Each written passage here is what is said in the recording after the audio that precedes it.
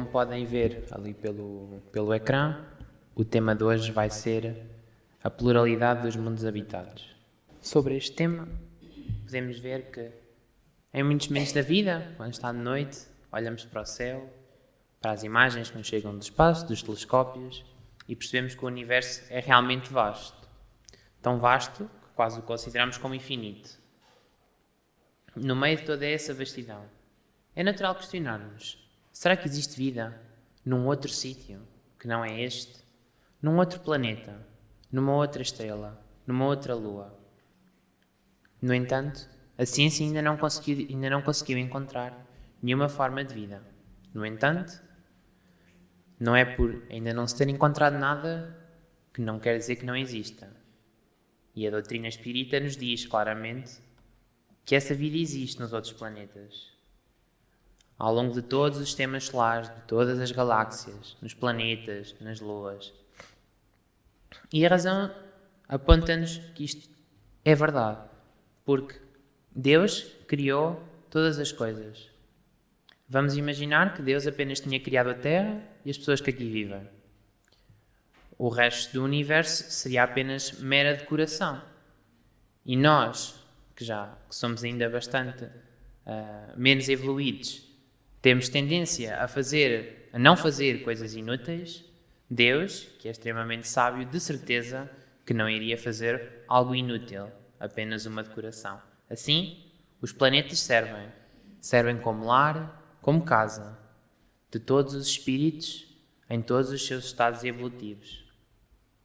Já Jesus falava na habitabilidade dos outros mundos, quando ele diz: há muitas moradas na casa de meu Pai, no Evangelho de São João. Mais tarde, os espíritos também vieram reafirmar o que Jesus já havia dito, com a resposta à questão número 55 do Livro dos Espíritos. E a questão é a seguinte: todos os globos que circulam no espaço são habitados? E os espíritos respondem sim. E o homem terreno está bem longe de ser, como acredita, o primeiro em inteligência, bondade e perfeição. Há, entretanto, homens que se julgam espíritos fortes e imaginam que só este pequeno globo tem o privilégio de ser habitado por seres racionados. Orgulho e vaidade. Creem que Deus criou o universo somente para eles. E nas questões seguintes, os espíritos explicam-nos como é a vida nesses planetas. Na questão número 56, a constituição física dos diferentes globos é a mesma? Não. Eles absolutamente não se assemelham. E na questão seguinte, a constituição física, não sendo a mesma para todos, os seres que os habitam terão organização diferente? Sem dúvida. Como entre vós os peixes são feitos para viver na água e os pássaros no ar. Assim, o corpo dos espíritos que habitam os outros planetas são adaptados para viver nos mesmos. Assim, os corpos, que não são mais do que a roupagem utilizada pelos espíritos, são distintos consoante o planeta que vão habitar. Assim como nós, vestimos um casaco quando está frio, ou quando está calor, nós tiramos. Assim, o corpo de um espírito também varia consoante o local onde reencarna, adequando-se às características do meio ambiente. Agora que vimos que existe vida por todo lado, vamos ver como são essas moradas que estão distribuídas pelo universo e como se formam. O universo é constituído por diversas galáxias, que têm estrelas, sistemas solares, poeira estelar, gases e poeira. E esses mantêm-se coesos devido à força gravítica no centro da galáxia, onde geralmente se encontra um buraco negro. Para além de estrelas e sistemas solares, existem também as nebulosas, que são um conjunto de gases e poeiras que existem nas galáxias, sendo elas o berço das novas estrelas, ou possivelmente sistemas solares. Para aqueles que não sabem o que é uma nebulosa, daquelas imagens que saem dos telescópios, aquelas nuvens coloridas, de várias cores, isso são as nebulosas. E elas podem se formar de duas formas distintas. A primeira acontece quando uma estrela de grandes dimensões, muito maior que o Sol, chega ao fim de vida. Ela explode e forma material por todo lado. E esse material concentra-se ali por ação da gravidade e forma uma nebulosa. A segunda podem ser dos gases e das poeiras que andam por aí a circular no universo e juntam-se também por ação da gravidade, que começa a atrair uns pós, mais pós, e formam as nebulosas. Para além das nebulosas, temos ainda as estrelas e os sistemas solares, que são as casas dos espíritos. As estrelas são os astros brilhantes, que emitem radiação. Utilizam a fusão atómica, ou seja, combinam dois pequenos átomos para formar um mais pesado, libertando energia no processo. E um sistema solar é essa estrela, com um ou mais planetas, que esses tenham ou não luas, mais asteroides e cometas. E o sistema solar, como o nosso e outros, começam a partir de uma nebulosa, que começa a rodar em torno do seu centro, cada vez mais depressa, por ação da gravidade. E esse material, no centro, começa a girar tão depressa que, mais tarde ou mais cedo, acaba por formar uma estrela que brilha.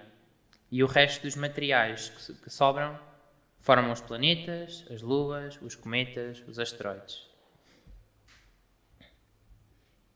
Assim, todos os planetas são distintos. Assim, os moradores também dos planetas. Uns com mais qualidades, outros com mais conhecimentos, outros que têm um pouco mais de atraso, numa ou noutra. Mesmo assim, nós, os terrenos, não compreendemos uma faixa muito alargada de espíritos. Em geral, temos algum grau de evolução, mas não é muito grande, pelo que ainda há muito caminho a percorrer. Assim, os espíritos podem ser divididos em 3 ordens e 10 classes. Começando de baixo para cima, temos a terceira ordem dos espíritos inferiores, onde nos encontramos, que tem a 10ª classe de impuros, 9ª os levianos, 8ª pseudo-sábios, 7ª os neutros, 6ª os batedores e os perturbadores. Depois temos a segunda ordem dos espíritos bons, onde temos a 5ª os benevolentes, a 4ª os sábios, a 3ª os espíritos de sabedoria e os segundos os superiores, e depois na primeira ordem dos espíritos puros temos apenas uma classe de espíritos puros. E esses espíritos das diversas classificações, das classes e das ordens, habitam diversos planetas, que também têm uma classificação, consoante os espíritos que lá moram. E esses mundos são 5. Os mundos primitivos, provas e expiações, de regeneração, os mundos ditosos e os mundos celestes ou divinos.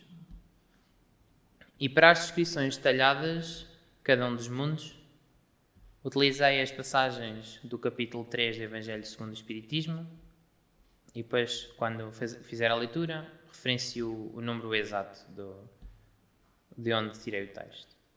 Então, começando pelos mundos primitivos, os mundos com os espíritos mais inferiores. E esses mundos são destinados para as primeiras encarnações dos espíritos. São, então, por isso, pouco evoluídos. E são o lar dos espíritos da terceira ordem, das classes mais baixas. Passando então ao Evangelho segundo o Espiritismo, número 8, os espíritos dizem-nos que estes mundos primitivos revestem a forma humana, mas sem nenhuma beleza. Seus instintos não têm a abrandá-los qualquer sentimento de delicadeza ou de benevolência, nem as noções do justo e do injusto. A força bruta é, entre eles, a única lei, carente de indústrias e de invenções. Passam a vida na conquista dos alimentos. Deus, entretanto, a nenhuma de suas criaturas abandona.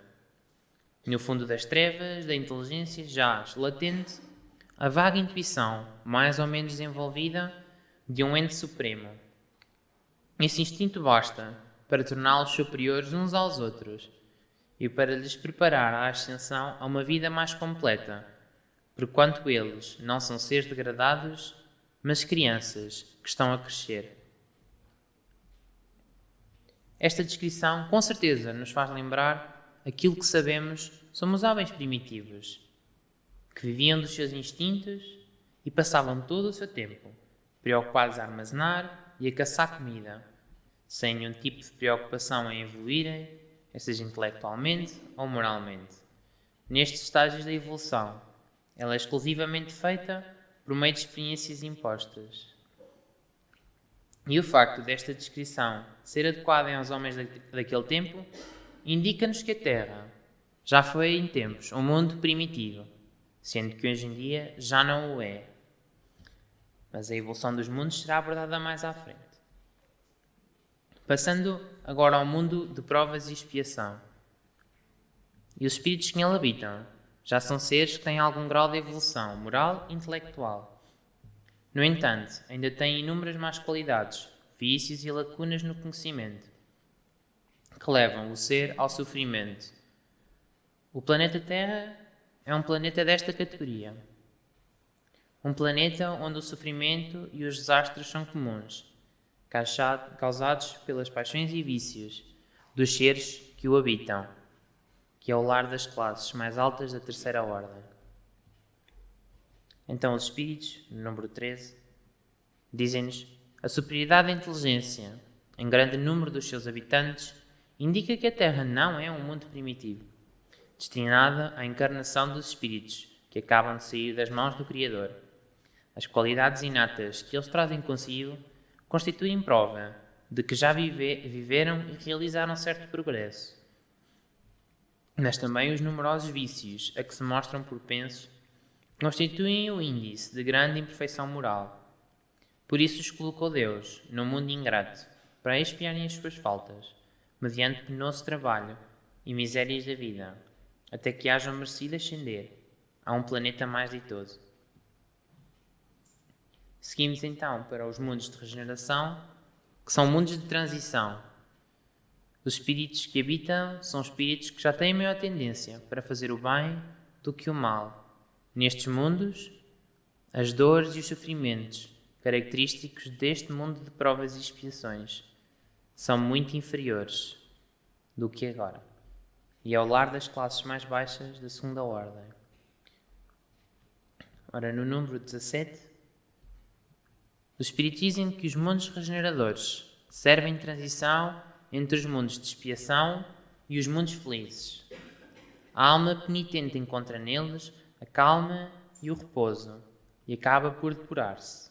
Sem dúvida, em tais mundos, o homem ainda se acha sujeito às leis que regem a matéria. A humanidade experimenta as vossas sensações e desejos, mas liberta-se das paixões desordenadas de que sois escravos, isenta do orgulho que põe silêncio ao coração, da inveja que a tortura, do ódio que a sufoca. Em todas as frontes, vê-se escrita a palavra amor, perfeita equidade que presida as relações sociais. Todos reconhecem Deus e tentam caminhar para Ele, cumprindo-lhe as leis. Nesses mundos, todavia, ainda não existe a felicidade perfeita, mas a aurora da felicidade. O homem lá ainda é carne, e por isso, sujeito às vicissitudes de que libertos só se acham os seres completamente desmaterializados. Ainda têm que suportar provas, porém, sem as pungentes angústias da expiação. Comparados à Terra, estes mundos são bastante ditosos, e muitos dentre vós se alegrariam por habitá-los, pois que eles representam a calma após a tempestade, a convalescença após a moléstia cruel. São, sem dúvida, mundos muito mais evoluídos, onde existe uma maior tranquilidade, pois o bem existe em maior quantidade.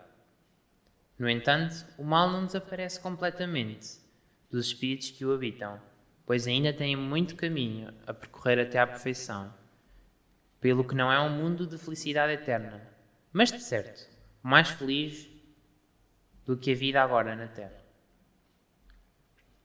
Depois temos os mundos ditosos, que são mundos onde os espíritos são bons, e estes espíritos a habitam para fazerem a última parte do processo evolutivo, limarem as últimas arestas de modo a chegarem à perfeição. São o lar das classes mais altas da segunda ordem. E os espíritos nos dizem: nos mundos que chegaram a um grau superior, as condições da vida moral e material são muitíssimas diversas da Terra. Como por toda a parte, a forma corpórea é sempre a humana, mas embelezada, aperfeiçoada e, sobretudo, purificada. O corpo nada tem de materialidade terrestre e não está, consequentemente, sujeito às necessidades, nem às doenças ou deteriorações que a predominância da matéria provoca. Mais apurados, os sentidos são aptos a percepções a que neste mundo a grosseria da matéria obsta. A leveza específica do corpo permite locomoção fácil e rápida, em vez de se arrastar penosamente pelo sol. Desliza, a bem dizer, pela superfície ou plana na atmosfera, sem qualquer outro esforço além do da vontade, conforme se representam os anjos, ou como os antigos imaginavam os humanos nos campos elíseos. E por fim, os mundos mais evoluídos todos, os celestes ou divinos, que servem de casa aos espíritos puros. Neste mundo, a felicidade abunda na sua forma mais plena. Os espíritos passam todo o seu tempo trabalhando para o bem, ajudando os irmãos menos evoluídos, ou Deus na criação do universo, dos planetas e de muitas outras coisas. Pois é na prática de bem que os espíritos puros, como Jesus, são felizes, e é então o lar dos espíritos da primeira classe. Até este momento, a pluralidade dos mundos habitados foi falada em termos estritamente material de reencarnação, mas a nossa verdadeira casa é o mundo espiritual, que é onde passamos a maior parte do tempo, sendo que a gente, quando vem à Terra, é para apenas fazer um curto espaço de tempo para voltarmos para lá. Também existe vida para lá da vida. E também existe organização do lado espiritual. Zonas onde existem espíritos. E esses locais podem ou não ter vida material. No planeta Terra, também existem zonas onde ficam os espíritos. Existem zonas de mais baixa vibração, onde os espíritos menos evoluídos se juntam, nos umbrais. Em sítios mais elevados. Temos também espíritos de mais alguma elevação, nas colónias espirituais. Um exemplo de uma colónia é o nosso lar, que é descrita no livro pelo espírito André Luiz, no livro do Nosso Lar, que é psicografado por Francisco Cândido Xavier, e que também tem um filme, 2010, com o mesmo nome.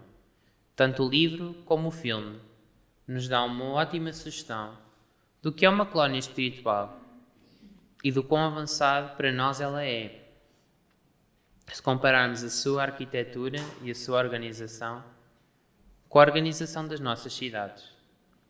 Mas mesmo assim, ainda existem lugares mais elevados, onde ficam os espíritos superiores, já fora da Terra, onde eles se encontram para realizar as suas missões de amor e de luz.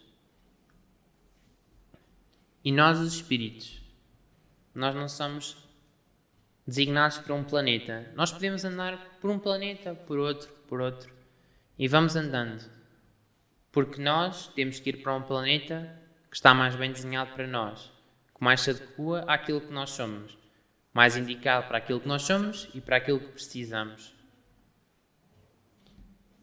Assim, para além dos espíritos evoluírem, também evoluem os planetas, como nós já vimos, pelas 5 classes. E essa evolução é feita pelo conjunto dos espíritos como um todo, sendo essa evolução uma evolução média dos espíritos que o habitam. E existem dois exemplos muito conhecidos sobre transições planetárias, que é quando um planeta muda de uma classe para a sua superior. O primeiro, os exilados de Capela, e a segunda, a atual transição do nosso próprio planeta. Vamos então em primeiro falar sobre Capela. Capela é um sistema solar a 42 anos-luz do nosso planeta Terra. Numa determinada altura, esse planeta entrou num processo de transição. E quando o concluiu, nem todos os espíritos estavam prontos para esse planeta de regeneração. Então eles foram trazidos para cá, porque já não se adequavam mais, vieram para um planeta mais adequado para aquilo que eles precisaram. Mas esses espíritos desse planeta acabado de regenerar, mesmo assim, eram mais superiores que aos homens da Terra que viviam naquele tempo. Então eles trouxeram-nos muitos conhecimentos, não só de ciência, mas também de moralidade. E assim, eles vieram na zona da pré-história e dividiram-se por 4 grandes civilizações: os egípcios, os hebreus, os hindus ou os indianos e os arianos ou europeus. Os egípcios, desses espíritos que vieram, eram sem dúvida os mais desenvolvidos, tanto na prática do bem como no conhecimento científico. A sua missão era impulsionar a moral e o conhecimento da época. Foram notáveis em áreas como a matemática e a arquitetura e acreditavam firmemente na vida após a morte. Foram também os primeiros espíritos a voltar para a capela, com a sua missão concluída, fazendo a sua evolução, e assim puderam se juntar ao planeta regenerado. Seguiram-se os índios, que chegaram primeiro até que os egípcios. São sobretudo notáveis pelos seus ensinamentos morais, através de religiões como o budismo e o hinduísmo, que até hoje têm expressão, têm força nas zonas asiáticas, onde deixaram as suas mensagens de amor, de esperança e sobre a moral divina. A seguir temos os hebreus, que eram um grupo de espíritos que tinha a crença mais firme num Deus único. A crença que nós sabemos que é a verdadeira. Deus é só um. E os hebreus foi quem transmitiu esse conhecimento para os restantes povos. E por fim, temos os arianos, que foram os que ficaram por aqui mais tempo, porque eram também os espíritos menos evoluídos. Mas também ao longo do tempo, também fizeram a sua caminhada e também puderam evoluir. E agora passamos, por fim, para o tema da transição do nosso planeta. Já é de conhecimento, através de mensagens, quer sejam faladas ou escritas, que os espíritos nos vêm dizendo que se chega a hora do nosso planeta fazer a transição de um planeta de provas e expiações para um planeta de regeneração. Está na hora de dar o salto. E como é compreensível, essa regeneração é preciso tempo para ela. O mundo não passa, como vimos anteriormente, do mundo onde o mal domina, um mundo com problemas, desastres, e passa desse mundo para um outro, onde, longe de perfeito, todos os seres já se concentram na prática do bem, uns melhor, outros pior. É então que os processos da natureza ocorrem todos lenta e gradualmente. Assim também a regeneração se vai dando devagarinho, mas vai andando. E assim, a regeneração vai-se dando enquanto nós nos formos regenerando também. Porque o mundo só será regenerado quando todos nós, ou a maior parte de nós, se enquadrar com as descrições do mundo de regeneração. Existe alguma literatura espírita que aponta o ano de 2057 como o ano em que o planeta se tornará regenerado. No entanto, como eu tinha dito que a natureza não dá saltos, pelo menos na minha opinião, eu friso que é a minha, eu acho que no ano de 2057 é apenas o acelerar da transição, a transição vai estar de uma forma mais rápida, mas não acredito que possa ser aí. No entanto, mais importante saber se vai ser em 2057, 2100, 2200, ou se já foi. O mais importante é nós nos prepararmos para fazermos parte desse mundo de regeneração, cultivando em nós as boas ideias, as virtudes e os bons pensamentos, e tentarmos eliminar os nossos maus pensamentos e os nossos defeitos, para nos podermos enquadrar nesse mundo e não termos que ir para outro mundo de provas e expiações. Agradeço a todos pela atenção dispensada e muito obrigado.